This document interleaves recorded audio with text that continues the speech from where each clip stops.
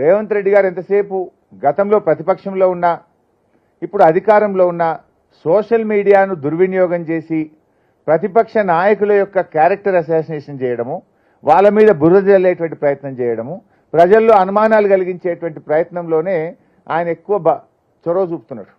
వాస్తవంగా డెలివరీ తక్కువైంది. ఎంతసేపు ప్రతిపక్షాల మీద ఇబ్బంది పెట్టేటువంటి విషయమే తప్ప ఇంకోటి ఏముంది? ఇవాళ మా సోషల్ మీడియా యాక్టివిస్ట్ అయినటువంటి సాల్వాజీ మాధవ్ మీద ఇవాళ అక్రమ కేసు పెట్టి ఆయన్ని జైల్లో పెట్టారు. ఇలా బీఆర్ఎస్ కార్యకర్తలు ఎవరైనా సోషల్ మీడియాలో పోస్టులు పెడితే ఈయన పోలీసులు పిలిచి బెదిరిస్తున్నారు, డిలీట్ చేయమంటున్నారు, అక్రమ కేసులు పెడతా ఉన్నారు. ఇది ఆ ప్రజాపాలన? అంటే ప్రజలకు స్వేచ్ఛ లేకుండా చేసి ప్రతిపక్షాలను గొంతు నొక్కి ప్రతిపక్ష కార్యకర్తల మీద అక్రమ కేసులు పెట్టి భయభ్రాంతులకు గురి చేసి నువ్వు ప్రజాపాలన చేస్తున్నా అని ఎవరి చెవుల్లో పువ్వులు పెడతా ఉన్నారు. ఇవన్నీ కూడా ఇలా ప్రజలు గమనిస్తూ ఉన్నారు. గతంలో నువ్వేమన్నావు? పార్టీలు మారే వాళ్ళని రాళ్లతో కొట్టి చంపాలని మాట్లాడినావు, రాళ్లతో కొట్టాలన్నావు.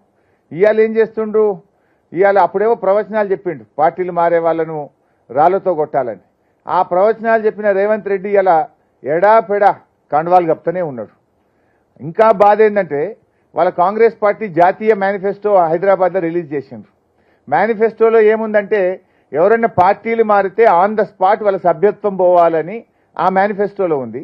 అదే వేదిక మీద బీఆర్ఎస్ ఎమ్మెల్యేలను కూర్చోబెట్టిండ్రు. బీఆర్ఎస్ పార్టీ మీద గెలిచిన ఎమ్మెల్యేలను కూర్చోబెడితే నీ మేనిఫెస్టో ఫార్సా లేదా నువ్వు చెప్పే మాటలు తప్ప? ఏది నమ్మాలి ప్రజల్ని? ఇప్పుడు ఇంకా జోక్ ఏంటంటే నువ్వు 100 రోజులు అమలు చేస్తున్నా అన్న నీ మేనిఫెస్టోని అట్టర్ ఫ్లాప్ అయితే ఇప్పుడు మళ్ళీ కొత్త మేనిఫెస్టో రిలీజ్ చేసిండ్రు. ఎట్లా నమ్మాలి నీ మేనిఫెస్టోను? నువ్వు ఇచ్చిన మేనిఫెస్టోనే నువ్వు అమలు చేయడంలో దారుణంగా ఫెయిల్ అయిపోయి మళ్ళీ కొత్త మేనిఫెస్టో పెట్టడం అంటే ఇది ప్రజల్ని మోసపుచ్చడం. ప్రజలు తెలివైన వాళ్ళు.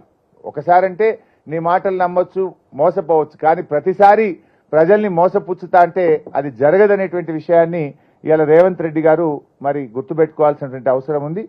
ఇవాళ ప్రజలు కూడా డెఫినెట్గా మార్పు కోరుకుంటున్నారు. ఈ కాంగ్రెస్ పార్టీ నుంచి మార్పు కోవాలనుకుంటున్నారు, కాంగ్రెస్ పార్టీకి బుద్ధి చెప్పాలనుకుంటున్నారు. గ్యారంటీల అమలు విషయంలో ఫెయిల్ అయిపోయి ఇవాళ బీజేపీతో అంతర్గత ఒప్పందం పెట్టుకున్నారు. కాంగ్రెస్ పార్టీ ఇవాళ రాష్ట్రంలో 8 సీట్లలో కాంగ్రెస్ గెలిచే విధంగా బీజేపీ సహకరిస్తుంది, మరో 8 సీట్లలో బీజేపీ గెలిచే విధంగా కాంగ్రెస్ సహకరిస్తుంది. విషయాలు ప్రజలకు అర్థమైనాయి. 2 పార్టీలకు ప్రజలు బుద్ధి చెప్తారు. మీరు అంతర్గత చీకటి ఒప్పందాలు చేసుకున్నారు. బట్ డెఫినెట్గా ఇలా ప్రజలు ఏం కోరుకుంటున్నారంటే ప్రశ్నించే గొంతుగా ఉండాలి. ఈ తెలంగాణ హక్కులు కాపాడబడాలంటే బీఆర్ఎస్ పార్టీ అయితేనే కాపాడగలుగుతుంది అని కోరుకుంటా ఉన్నారు.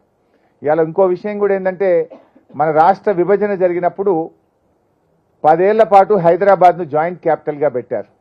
ఈ జూన్కు ఆ 10 ఏళ్లు పూర్తి కాబోతా ఉన్నాయి. మళ్ళీ జాయింట్ క్యాపిటల్ని ఎక్స్టెండ్ చేయాలని ఇప్పటికే ఆంధ్రప్రదేశ్ నుంచి స్టార్ట్ అయింది. రేపు దాన్ని గట్టిగా అడ్డుకోవాలన్నా పార్లమెంట్లో గొంతు విప్పి మాట్లాడాలంటే అది బీఆర్ఎస్ పార్టీతో సాధ్యమవుతుంది.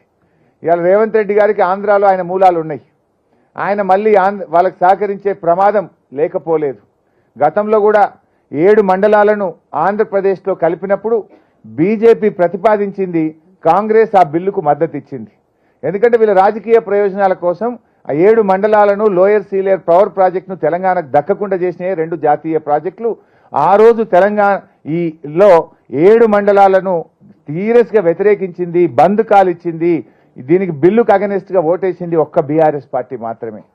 రేపు చాలా ఇష్యూస్ కూడా ఉన్నాయి. లైక్ రాష్ట్ర విభజన అంశాలు ఎన్నో ఉన్నాయి. ఈ జాయింట్ క్యాపిటల్ అంశం ఉంది, రాష్ట్రానికి సంబంధించిన హక్కులకు సంబంధించిన అంశాలు ఉన్నాయి. వీటన్నిట్లలో ఇవాళ మేలు జరగాలంటే బీఆర్ఎస్ పార్టీ గెలవాలని చెప్పి ఇవాళ ప్రజలు కోరుకుంటా ఉన్నారు. 2 జాతీయ పార్టీలు కూడా తెలంగాణకు అన్యాయమే చేసినాయి. ఇవాళ బీజేపీ పార్టీ కూడా తెలంగాణకు ఏమిచ్చింది? దేశంలో 157 మెడికల్ కాలేజీలు, నర్సింగ్ కాలేజీలు ఇచ్చినా తెలంగాణకు ఒక్కటి ఇవ్వలేదు. నవోదయ విద్యాలయాలు అడిగితే ఇవ్వలేదు. జాతీయ ప్రాజెక్ట్ అడిగితే ఇవ్వలేదు. తెలంగాణ ఐటీఐఆర్ను రద్దు చేశారు. తెలంగాణకు రావాల్సిన కోచ్ ఫ్యాక్టరీ ఇవ్వలేదు. బయ్యారం ఉక్కు ఫ్యాక్టరీ ఇవ్వలేదు. వడ్లు కొనండి మహాప్రభు అంటే వాళ్ళు నూకలు బుక్కండి అని తెలంగాణ ప్రజల్ని అవమానపరిచే విధంగా బీజేపీ కేంద్ర మంత్రులు మాట్లాడారు. అంటే ఇలా మేము కష్టపడి రైతు బంధు ఇచ్చి, నీళ్లు ఇచ్చి, చెరువులు బాగు చేసి, పెండింగ్ ప్రాజెక్టులు పూర్తి చేసి